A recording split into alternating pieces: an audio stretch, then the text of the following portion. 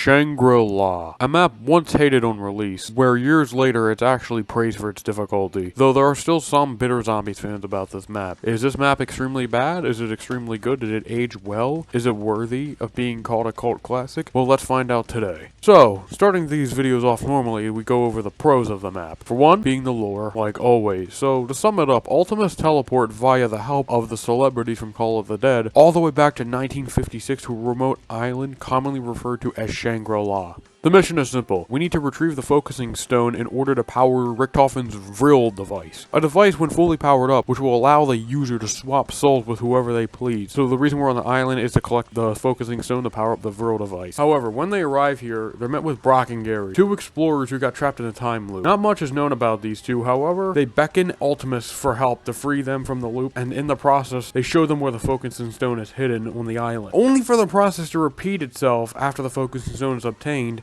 and then the quest restarts. But not before Ultimus leaves via the teleporter, and because of Dempsey overloading the teleporter with the new wonder weapon, they get sent back to 1963 to the Pentagon, where they're experimented on, and then they get trapped, and then they have to travel to the moon, and then they all realize that I'm going way ahead of schedule, so let's move on from the lore. As usual, the lore is very good. It's extremely fleshed out, it's well-rounded, we get some new characters, it's just overall really good stuff, and the lore gets expanded on future maps like Revelation, so we gotta give it props for that. The lore, they did great on, just like the new wonder weapon they introduced. The new wonder weapon is the 31 JGB whatever the hell it's called, aka the baby gun. The baby gun, when fired at a zombie, will turn a zombie into like a little tiny version of itself where you can run over and kick it across the map. It's a very fun wonder weapon and extremely unique, though it is dangerous because the zombies can still hit you whenever they're tiny. Though they only do a little bit of damage, but it's still risky and you can go down from the baby zombie, so be extremely careful. Though you don't need to be careful on the new fast travels they introduced, as there's 3 on this map from what I know. The minecart, the slide, and the geyser. These are extremely helpful tools to get around the map quickly, and some are even required for Easter egg steps. It's extremely good overall.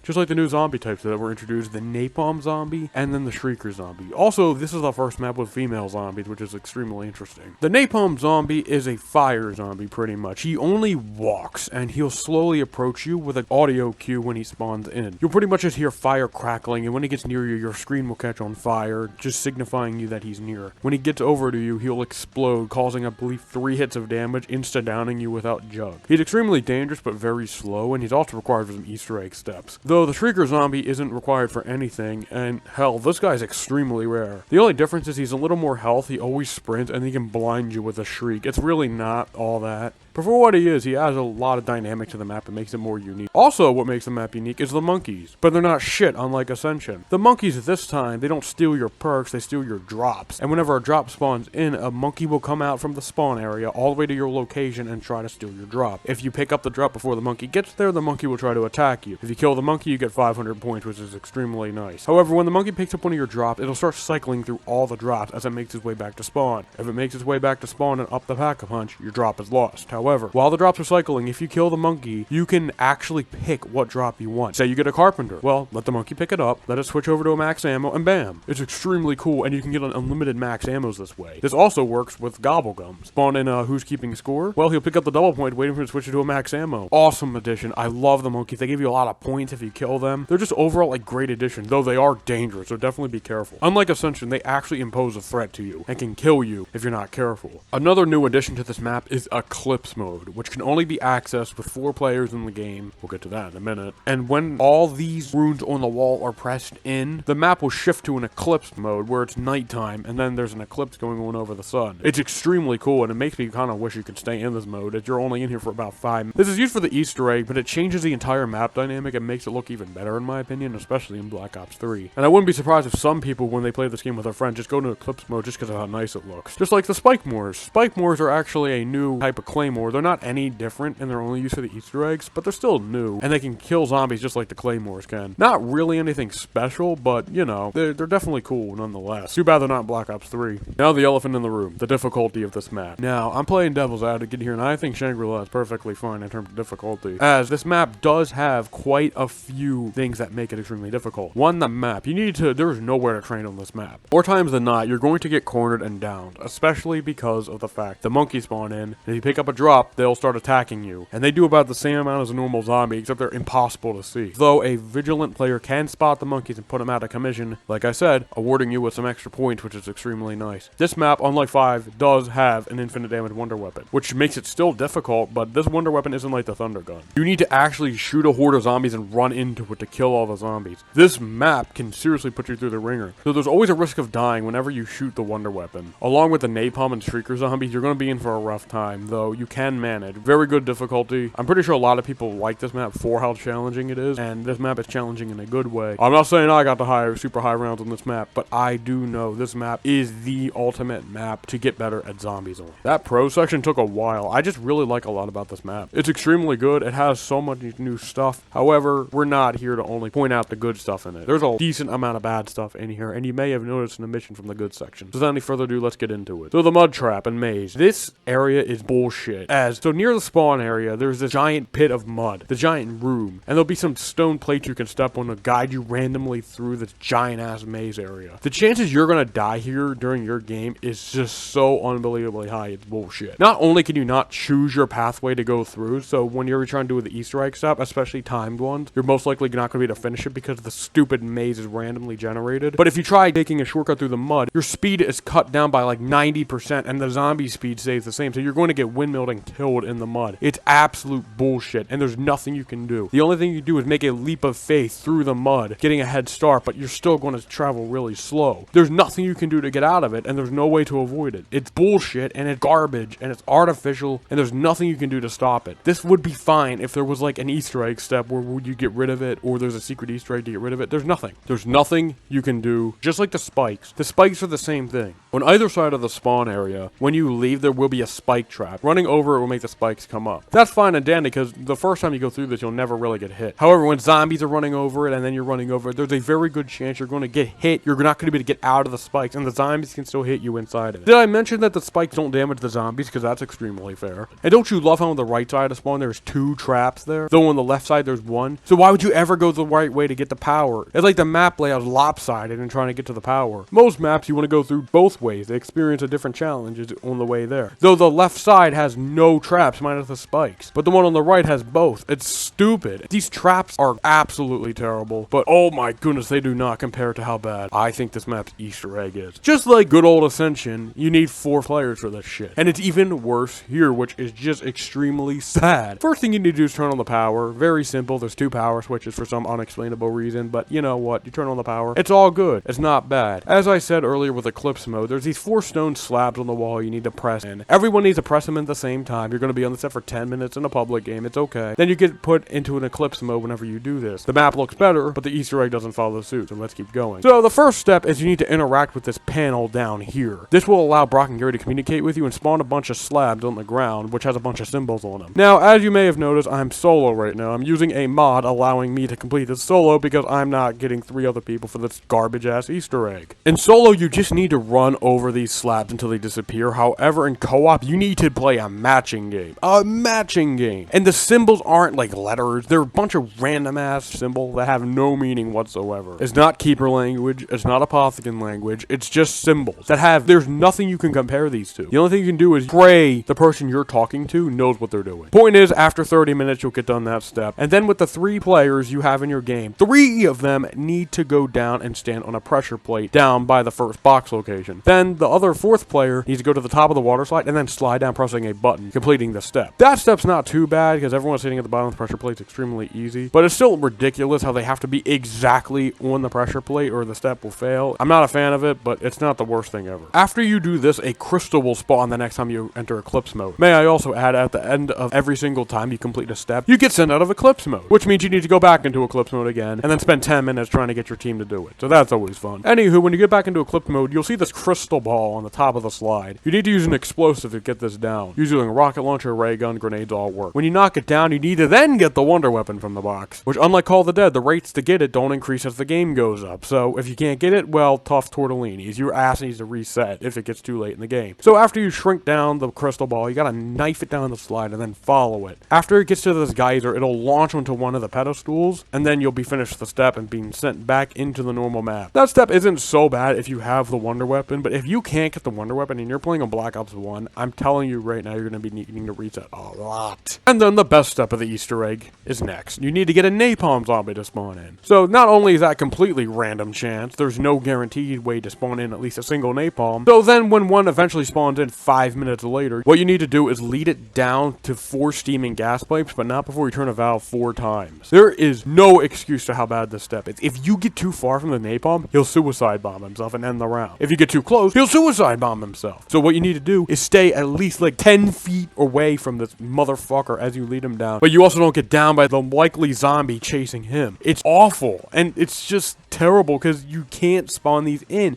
And if you fail, you need to wait 10 more rounds to another spawn. Because unlike, say, a map like Blood of the Dead where you can spawn in a warden to get into the house, you can't do that here. You have to wait for the game to say, here's a napalm zombie. Don't fuck up this time, bro. And there's literally nothing you can do to spawn one in. Anyway, though, when you finally get this step done, the next step is to go and pull the lever and then get sent out of Eclipse mode. After that, you gotta go back into Eclipse mode and then buy the spike mores, or trip mines in Black Ops 3. You then need to place them around these 4 holes in the wall. You need to throw 2 down, end the round, and throw another 2, and then a zombie walks through, they'll lodge themselves in the wall. This step isn't so bad, but it is kind of annoying how you need 4, even though you only have 2. So the game pretty much forces you to end the round here. After this, once again, you get sent out of Eclipse mode, and then you need to go back inside it. Then after that, you need to go find 12 symbols on the wall and knife them. Thankfully, it's not as garbage as the first symbol step, and the symbols are in the same locations each time, so this step is okay. After that, you then need to interact with this radio after being sent out of Eclipse mode to get Brock and Gary to tell you the code for the next step. The code is the same every single time, 16134. However, the step will not work if you don't interact with this radio, so make sure you interact with this radio. Then go back into Eclipse mode, then complete this really not too bad puzzle where you gotta spin these wheels around to get the numbers you want. After you do this, the Eclipse mode will end. Very decent step in my opinion, that's not that bad. However, when you're finished that, you need to go back into Eclipse mode, and now you need to knife 4 gongs in a certain order. You need to make it so the crystals on the top are all glowing with the Treyarch symbol. And then what you need to do is go to the one outside the MPL wall by, look up, and then shoot it to drop some dynamite. After you drop the dynamite, then you need to use the Pack-a-Punch fractalizer, or the baby gun, to shoot this crystal where it'll shrink the focusing stone. After this, you then need to open Pack-a-Punch and then go interact with this wall. You'll notice the Pack-a-Punch machine is actually gone for this step. After you interact with the wall, Gary will end up opening the wall, allowing the Easter egg to be complete. Though, by the time this happens, the water will rush down, so you need to open up Pack-a-Punch again. The reward for this is actually extremely well. You get an achievement, of course, and then you get a permanent perkaholic. What this means is if you go down and revive, you'll have all your perks still, except quick revive and solo. And in co-op, you'll have all your perks still, which is just absolutely insane. But here's the catch. It's only for 1 player. Yup, only 1 player gets it after 3 hours of hard work. How great is that? How do the other players get it? It's very simple. Play the Easter egg 3 more times in the same game so every player can get their own focusing stone. How does that sound? Why can you do the Easter egg 3 more times? Because Brock and Gary are in a time loop. So you and your friends can be in a time loop of doing the Shangri-La Easter egg over and over and over and over for the end of time if you really wanted to. Is anyone going to do that? No. Ultimates agrees as they teleport to the Pentagon. Yeah, I will say, it's very unique how you can do the Easter egg multiple times, but if the Easter egg sucks, why would you want to play it more than once? Anyway, though, the rewards are very good, and you get the focusing stone, which is actually required in order to beat the BO1 version of Moon. But in BO3, you can obviously complete Moon without completing Shangri-La. It is a kind of a cool reward, but it's just, I don't know, man. This Easter egg isn't it for me either. It's just like Ascension. These 4-player Easter eggs are just not doing it for me. I will say, at least Ascensions was a lot easier than this one. This one is just terrible. Ascension is terrible because of the last step, but this one is terrible too because of the fact you need the wonder weapon, but also because of the bullshit of this map itself. This map suffers because of the mud maze. Remember the dial step? Well, you gotta do that in the mud maze, so you're most likely gonna go down a lot during that step. It's just really bad design, and I do not like this Easter egg at all. Ascension is way better than this. Goodness me, that took forever. Oh, it literally took forever in game and for me to talk about. However, we're not even done with the bad stuff yet. We then have the Pack-a-Punch, which is a serious problem. The Pack-a-Punch is opened, instead of just going up to a machine and Pack-a-Punching, every player in the game needs to stand on a very random slab of ground in each part of the map at the same exact time, so Pack-a-Punch can open for 10 seconds. How fun is that? If you want to Pack-a-Punch your pistol to try out a new gun, get your entire team to stand on 4 separate stone tabs across the map just to open it temporarily. What kind of bullshit is this? How do you even do this in public game? You're not Pack-a-Punching in a public game, dude. Oh my gosh. At least in solo, you only need to step on it for once, but even then, Pack-a-Punch is still open temporarily. That's why at the end of the Easter egg, you need to open Pack-a-Punch again. What were they thinking? Why when at least you're done the Easter egg, you can get it open permanently? You can't. It's stupid. Dude, I'm gonna be here for another 10 minutes ranting about stuff like this in the mud maze if I don't move on. God damn. And then on top of everything else, we have random perk spawn. Yes, at least it's not nearly as bad as Shino Numa, where you can only get Jug, I don't know, like around 30 when you open the last door. But thankfully, each perk has a set location. Jug and Speed Cola can swap with each other. Deadshot and PhD can swap with each other and vice versa. Each perk only has 2 locations, but it still doesn't help. Why can't the perks just be in a single location? It doesn't make sense. They should just all be in the same location every game. Keep the consistency, guys. Why is there random perks on this map? Anyway, though, I ranted for long enough about this map. What do I think about this map? I think it's okay. It's not great by any stretch of the imagination. There's a lot of problems with this map. Sure, we were in the good section for a very long time, but that's not good enough, because the bads of this map are very bad. I'm an Easter egg guy, so I want to play the Easter egg whenever I play. The fact that I need a mod in order to do it is bullshit. Then we have the maze, the pack-a-punch, and then the random perk spawning. It's just terrible design, and I hate it. This map isn't fun to play for me. The Easter egg takes way too long, and there's some absolutely terrible steps in there. It's just a decent map overall. All those pros are just ruined by like 4 cons, but those 4 cons just stack up so much to make the map a much less fun experience. Which just goes to show no matter how much good a map has, literally 2 things can ruin it for somebody. And for me, that's Shangri-La.